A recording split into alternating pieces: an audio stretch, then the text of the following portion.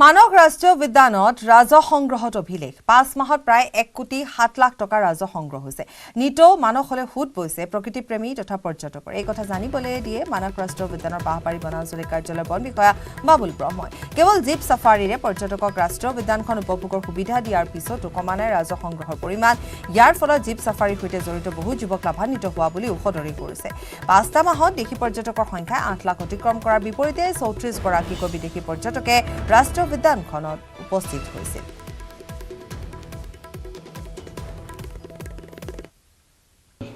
এই বছৰ বহুতখিনি নিয়ম নীতি সলনি হোৱাৰ দৰে হৈছে আৰু বিশেষকৈ গাড়ীৰ ক্ষেত্ৰত প্ৰাইভেট গাড়ী টোটেলি বন্ধ কৰা হৈছে আৰু যাৰ ফলত আমাৰ ৰেভিনিউ বহুত এটা উৎকণ্ঠা এটা আছিলে যে ৰেভিনিউ কমিব পাৰে বুলি এই প্ৰাইভেট গাড়ী বন্ধ কৰাৰ ক্ষেত্ৰত, কিন্তু আমি দেখিছোঁ সেইটো হোৱা নাই। ৰেভিনিউৰ ক্ষেত্ৰত অলপ কমিছে, কিন্তু এইটো মানে ক'ব গ'লে নগণ্য বুলি, কাৰণ আজি অক্টোবৰৰ পৰা যেতিয়াৰ পৰা খুলিলে নৱেম্বৰ, অক্টোবৰ, নৱেম্বৰ, ডিচেম্বৰ, জানুৱাৰী, ফেব্ৰুৱাৰী এই আমাৰ এইকেইটা মাহত আমাৰ বৰ্তমান 1 কোটি 7 লাখ ৰেভিনিউ কালেকশ্যন হৈছে। গতিকে যোৱা বছৰৰ তুলনাত খুব জোৰ 10 লাখমান টকা কম হ'ব পাৰে, এটা অনুমান। আৰু আমি ভালকৈ এইটো চোৱা নাই হিচাপটো, আৰু ভাল লাগিছে কাৰণ ৰেভিনিউটো কমা নাই। সমাগত অসমীয়াৰ বাপুতি সাহোন ৰঙালী বিহু। সমগ্ৰ ৰাজ্যতে এতিয়া হেঁপাহৰ বিহুটিক আদৰিবৰ বাবে প্ৰস্তুতি চলোৱা দেখিবলৈ পোৱা গৈছে।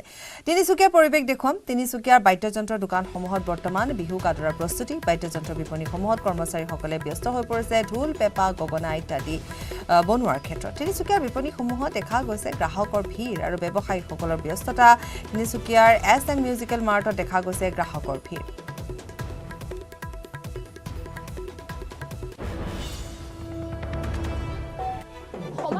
অসমীয়াৰ বাপুতি সাহোন ৰঙালী বিহু, আৰু এই মুহূৰ্তত দেখা গৈছে সমগ্ৰ ৰাজ্যতে বিহুক আদৰাৰ যি প্ৰস্তুতি চলিছে, সমান্তৰালকৈ তিনিচুকীয়াতো একেই পৰিৱেশ। মই বৰ্তমান উপস্থিত আছোঁ তিনিচুকীয়াৰ SN মিউজিকেল মাৰ্টত। যিহেতু তিনিচুকীয়াৰ যিসকল বাদ্যযন্ত্ৰৰ যিসকল দোকান আছে আৰু সেই বিপণীসমূহ বৰ্তমান দেখা গৈছে গ্ৰাহকৰ আৰু লগতে যি কৰ্মচাৰীৰ ব্যস্ততা মোৰ সঠিকভাৱে দেখাইছে বৰ্তমান এই বিপণীখনৰ পৰিৱেশ, কিয়নো বিহুৰ যি সামগ্ৰী আৰু প্ৰতিটো মিউজিকেল ইনষ্ট্ৰুমেণ্ট এই বিখ্যাত এই দোকানখনত যিটো SN মিউজিকেল মাৰ্টত পোৱা যায়। এতিয়া বৰ্তমান তেওঁলোকে ব্যস্ত হৈ পৰিছে, খুব সুন্দৰভাৱে তেওঁলোকে এইসমূহ বহাইছে। যিটো ক'ভিডৰ বাবে 2 বছৰ ধৰি এই দোকানসমূহত এনেদৰে বিক্ৰী বাৰ্তা নাছিলে, আৰু এইবাৰ দেখা গৈছে খুব এক বিক্ৰী হোৱা আমি পৰিলক্ষিত হৈছে। আৰু দোকানত যিহেতু ব্যৱসায়ীসকল আছে, আমি তেওঁৰ পৰা কিছু কথা জানিব বিচাৰিম যে বিহুৰ যিটো সময় আৰু 2 বছৰ ধৰি বিহু তেনেদৰে পালন কৰা নাছিলে, পালন কৰিব পৰা, আৰু এইবাৰ দেখা গৈছে ব্যস্ততা সকলো। আপোনালোকৰ ব্যস্ততা কি ক'ব? লাষ্ট 2 বছৰ বহুতেই বেয়াই গ'ল, এবছৰটো হোৱাই নাই বিহু। আশা কৰিছোঁ এইটো বছৰ ভাল হ'ব। এতিয়ালৈকে যিমানটো দেখি আছোঁ মোটামুটি ভালে ৰেছপন্স আছে, বাট হোপ কৰিছোঁ যে এইবছৰ আৰু ভালকৈ বিহুটো যেন আমি সকলোৱে মিলি অসমবাসী ৰাইজে আমি একেলগত বিহুটো পালন কৰিব পাৰোঁ, সেইটো আশা কৰি আছোঁ। আৰু কি দোকানত এইবাৰ কি কি পায়? ঢোলৰ লগতে কি কি? আমাৰ দোকানত ঢোল, গগনা, পেঁপা, সুতুলি, বাঁহী, আমাৰ ট্ৰেডিশ্যনেল বাদ্যযন্ত্ৰ চবেই পাব। আদাৰ্ছ আপোনাৰ মিউজিকেল ইনষ্ট্ৰুমেণ্টছো চব পাব। আৰু ঢোলৰ দাম কেনেকৈ? আগৰ বছৰ যিহেতু কেনেকুৱা আছিল আৰু এইবাৰ 2 বছৰত আপুনি জানে চব বস্তুৰে দাম বাঢ়িছে। চ' আমাৰ 2 বছৰ আমাৰ কাৰিকৰ চবেই বহি আছিলে, বেলেগ বস্তুৰ দাম বঢ়াৰ কাৰণে আমাৰ ঢোলতো দামটো বহুত বাঢ়িছে। অলমষ্ট আপুনি ক'ব পাৰে 30% to 40% দাম বাঢ়িছে। এপ্ৰক্সলি এইটো বছৰ এটা ভাল ঢোল ল'বলৈ গ'লে 5,000 প্লাছে যাব লাগিব আপোনাৰ। যোৱা বছৰ 2 বছৰ আগত দামটো বহুত কম আছিলে। চৌদিশে এতিয়া ৰঙালীক আদৰাৰ ব্যাপক প্ৰস্তুতি। ধুবুৰীৰ পৰা শদিয়ালৈ এতিয়া কেৱল বিহুৱা ডেকাৰ ঢোলৰ গুমগুমনি। গোৱালপাৰাৰ এজাক বিহুৱা ডেকাৰ ঢোলৰ চাপৰে খলকনি লগাইছে ধুবুৰীৰ পৰা শদিয়ালৈকে। মগুৱানৰ প্ৰাণজিৎ নাথ, কংকন নাথ আৰু সমীৰকে ধৰি একাংশ যুৱকে কঁকালত টঙালি বান্ধিছে। ডিঙিত ঢোলটো ওলোমাই চাপৰ মাৰি নাচনীক নচুৱাবলৈ সাজু হৈছে। আগবঢ়াইছে প্ৰতিবেদন।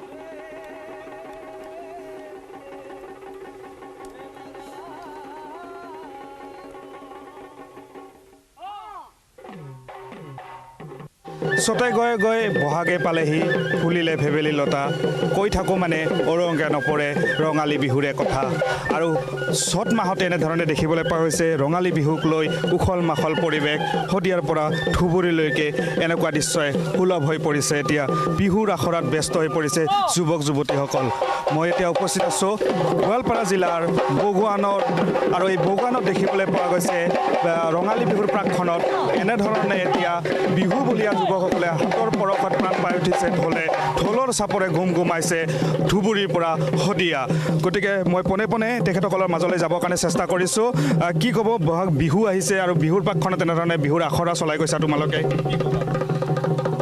বহাগ বুলি ক'লে মানে আমি বলীয়া বিহু মানে পালে আৰু একো নালাগে মানে ভাত পানী নহ'লেও মানে ঢোলটো যদি বজাই থকা মানে সেইটোৱে মানে বেলেগ এটা মানে আমাৰ কাৰণে ভাল লাগে আৰু তে সকলোলৈ মানে আগন্তুক ৰঙালী বিহুৰ শুভেচ্ছা জনালোঁ কিমান দিনৰ পৰা এই বিহুৰ ঢোলৰ চৰ্চাটো সৰুৰ পৰাই চলিছে কিন্তু মোৰ গুৰু শ্ৰীযুত জয়ন্ত ৰজা তেখেতক মই পোৱা দুবছৰ হ'ল তেনেকৈ শিকি আছোঁ এতিয়ালৈকে লগ পোৱা নাই মানে ধৰ হোৱাটছআপ বা এনে অনলাইন যোগে শিকি আছোঁ লগ পালে আৰু ভাল লাগিব গুৰুজনাক বিহু যিহেতু আহিছে এতিয়া ষ্টেজ প্ৰগ্ৰামবোৰ হ'ব গতিকে সেইবিলাকত কেনেধৰণে মনোনিৱেশ কৰা হয় হয় ষ্টেজ প্ৰগ্ৰাম বুলি কোৱা মানে ষ্টেজ প্ৰগ্ৰামেই হওক বা বিয়াই হওক আমি যিকোনো প্ৰগ্ৰাম পালে মানে কৰোঁ যাওঁৱেই ষ্টেজ প্ৰগ্ৰাম বেছিকৈ যিমান পাওঁ আমাৰ সিমানেই ভাল লাগে আমি ভাবোঁ কি মানুহে আমাক আদৰি লৈছে আজিৰ প্ৰজন্মক কি অনুৰোধ জনাবা যে ঢোলৰ প্ৰতি আগ্ৰহ কৰাৰ কাৰণে কি জনাবা সিহঁতক আজি যি প্ৰজন্ম আছে মানে বিশেষকৈ মোবাইলত বেছিকৈ গুৰুত্ব দিয়ে সেইটো নহয় যদি আমাৰ এইখিনি থলুৱা বাদ্যৰ ওপৰত যদি গুৰুত্ব দিয়ে তেতিয়াহ'লে হয়তো আমাৰ বহুত মানে সিহঁতেও বহুত আগুৱাই যাব পাৰিব সংস্কৃতিটো আমাৰ জীয়াই থাকিব মানে নিশ্চয়কৈ বিহু বুলি ক'লে বিহু নাম নহ'ব সেইটো হ'বই নোৱাৰে আচলতে গতিকে বিহু নাম এফাকেৰে আমি ঠিক আছে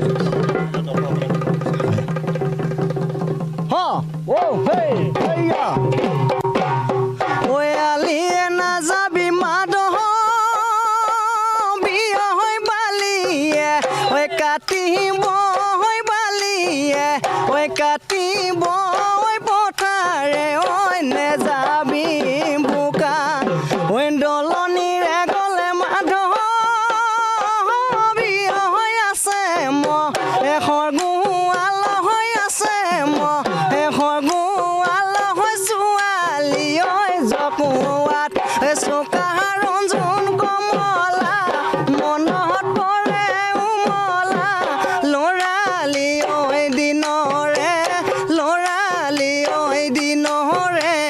কথা আৰু এনেধৰণে এতিয়া সকলো সাজু হৈছে অসমীয়াৰ বাপতি সাহোন বহাগ বিহুক আদৰিবৰ বাবে কণ কণ শিশুৰ পৰা যুৱক যুৱতী সকলো ব্যস্ত হৈ পৰিছে বিহুৰ আখৰাত মাৰ্ঘেৰিটাৰ সদৌ অসম ভোজপুৰী পৰিষদৰ উদ্যোগত মাৰ্ঘেৰিটাৰ বালুঘাটস্থিত হিন্দী হাইস্কুলৰ চৌহদত অনুষ্ঠিত কৰা 15-দিনীয়া বিহুৰ কৰ্মশালাৰ সফল সামৰণি পৰিছে কৰ্মশালাখনত বৰবিহুৱতী পন্থী হাজৰিকা বৰুৱাই প্ৰশিক্ষক হিচাপে উপস্থিত থাকি প্ৰশিক্ষণ প্ৰদান কৰিছে উল্লেখযোগ্য যে কৰ্মশালাত অসমীয়াৰ উপৰিও নেপালী ভোজপুৰী মাৰোৱাৰী সম্প্ৰদায়ৰ 130 গৰাকী প্ৰশিক্ষাৰ্থীয়ে বিহু নৃত্যৰ প্ৰশিক্ষণ গ্ৰহণ কৰিছে ৰীনা কাকতিৰ প্ৰতিবেদন অসমীয়াৰ বাপতি সাহোন বহাগৰ বিহুলৈ আৰু মাজত মাথো কেইটামানেই দিন এতিয়া গাম নাচি উঠিছে প্ৰতিজন অসমীয়া ডেকা গাভৰুৰ লগতে কণ কণ শিশুসকলৰ কিয়নো অসমীয়া বিহুটি যিহেতু 2 বছৰ কোভিড স্পৃষ্ট যি পৰিৱেশ এই পৰিৱেশে সম্পূৰ্ণ ম্লান পেলাইছিল কিন্তু পুনৰ সেই পৰিৱেশ যেন ঘূৰি আহিছে প্ৰতিজন অসমীয়া গালৈ কিয়নো দেখা গৈছে বিভিন্ন প্ৰান্তে প্ৰান্তিতে বিহু আখৰাত ব্যস্ত হৈ পৰিছে ডেকা গাভৰুৰ লগতে কণ কণ শিশুসকল এতিয়া মই উপস্থিত আছোঁ মাৰ্ঘেৰিটাত এই মাৰ্ঘেৰিটাত দেখা গৈছে সদৌ অসম ভোজপুৰী পৰিষদ কেন্দ্ৰীয় সমিতিৰ উদ্যোগত বিনামূলীয়াকৈ যি 15-দিনীয়া বিহু নাচৰ কৰ্মশালা দিয়া গৈছিল সেই কৰ্মশালা আজি সম্পূৰ্ণ সামৰণি পৰিছে আৰু ইয়াত দেখা গৈছে কণ কণ শিশুৰ পৰা ছোৱালী নাচনীৰ পৰা আৰু গাভৰু ছোৱালীলৈকে ইয়াত যিহেতু বিহুৰ কৰ্মশালাত যোগদান কৰিছে আৰু কণ কণ যিসকল কণমানি শিশু ল'ৰা তেওঁলোকে যিহেতু খুব সুন্দৰভাৱে বিহু নাচ প্ৰদৰ্শন কৰিছে ইয়াত আৰু যিগৰাকী প্ৰশিক্ষক ইয়াত ক'ব লাগিব প্ৰশিক্ষকগৰাকী যে বন্তি হাজৰিকা তেওঁ ক'ব লাগিব বিহু বৰ বিহুৱতী তেওঁ যিহেতু ক'ব লাগিব তেওঁ খুব সুন্দৰ সুন্দৰভাৱে এনেদৰে বিহুৰ এই কৰ্মশালা যি আখৰা এই আখৰাত এই 15 দিন তেওঁ এই কণ নাচনীসকলৰ লগত ব্যস্ত থাকি খুব সুন্দৰভাৱে বিহু নাচ তেওঁলোকক শিকাইছে আৰু আজিৰ দিনত ক'ব লাগিব এই বিহু নাচৰ বিভিন্ন মুদ্ৰা এই মুদ্ৰাবোৰ যি আধুনিকৰণ হৈছে আধুনিকৰণ যাতে হ'ব নোৱাৰে পুৰণি যি বিহুৰ যি মুদ্ৰা সেই মুদ্ৰা যাতে আজিও জীয়াই ৰাখে তাৰ ওপৰত লক্ষ্য ৰাখি এনেদৰে মাৰ্ঘেৰিটাত যি ভোজপুৰী পৰিষদ কেৱল অসমীয়া সমাজে বিহু যে মানিব পাৰে বা আখৰাত ব্যস্ত হ'ব পাৰে সেয়া নহয় কিন্তু ভোজপুৰী পৰিষদৰ উদ্যোগত যিটো দেখা গৈছে খুব সুন্দৰভাৱে এনেদৰে বিহুৰ কৰ্মশালাত ব্যস্ত হৈ পৰিছে মাৰ্ঘেৰিটাৰ এই কণ নাচনীসকল আৰু ইয়াতে ক'ব লাগিব যিহেতু সকলো শ্ৰেণী যিহেতু লোকৰ উপৰিও বিভিন্ন জনগোষ্ঠী ইয়াত যিহেতু ছোৱালীসকলে আহি ইয়াত আখৰাত শিকিবলৈ আহিছে কাৰণ অসমীয়া নহয় ইয়াত দেখা ভোজপুৰী নেপালী লগতে বিভিন্ন জাতি জনগোষ্ঠী ইয়াত যিহেতু কণ ছোৱালী আহিছে ইয়াত বিহু নাচ শিকিবলৈ আহিছে বিহুৰ যি পৰম্পৰা সেই পৰম্পৰা জীয়াই ৰাখিব পাৰিছে সমগ্ৰ পৰিৱেশ যিটো দেখাইছে মই সহযোগে